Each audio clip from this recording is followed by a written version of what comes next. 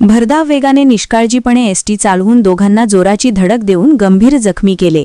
गुन्ह्यातून निर्दोष मुक्तता. ॲडव्होकेट लाजिम मुजावर.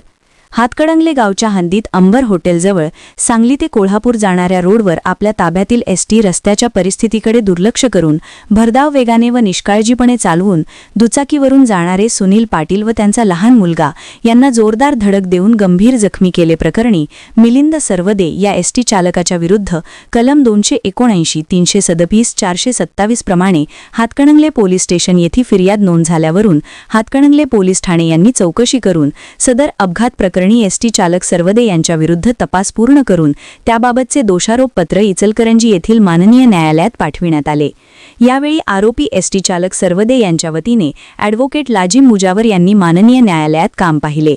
पोलिसांनी दाखल केलेल्या दोषारोप पत्राप्रमाणे खटल्याची आरोपी एसटी चालक सरवदे आरोपींचे विरुद्ध सुनावणी सुरू झाली.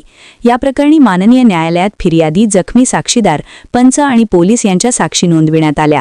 मात्र फिर्यादी व साक्षीदार यांच्या जबाबात तसेच अपघाताच्या ठिकाणाचा पंचनामा यामध्ये बरीच विसंगती असल्याने तसेच अशी घटना प्रस्तुत आरोपी यांच्याकडून घडली असल्याचे साक्षीदार यांच्या जबाबात निष्पन्न न झाल्याने प्रस्तुत आरोपी यांच्या विरुद्ध आरोप व फिर्याद सिद्ध होऊ शकली नाही.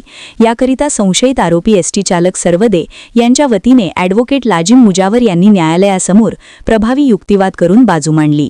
कोर्टासमोरील पुरावा व खटल्यातील संदिग्धता तसेच संशयितांविरोधात ठोस पुरावा नसल्याने संशयित आरोपी एसटी चालक सरवदे यांची न्यायालयाने अपघात केल्याच्या आरोपातून सबळ पुराव्याअभावी निर्दोष मुक्तता केली आहे. सदरकामी न्यायालयीन कामकाजात ॲडव्होकेट लाजिम मुजावर यांना ॲडव्होकेट उमा मंडल, ॲडव्होकेट नीता कांबळे, ॲडव्होकेट अजय मांढरे, अकिल मुजावर, जयवंत घोरपडे, अल्फिया जमादार व काजिम जुमानी यांनी सहकार्य केले. चॅनलला सबस्क्राइब करा आणि परिसरातील ताज्या घडामोडी सर्वात आधी बघण्यासाठी बेल आयकॉन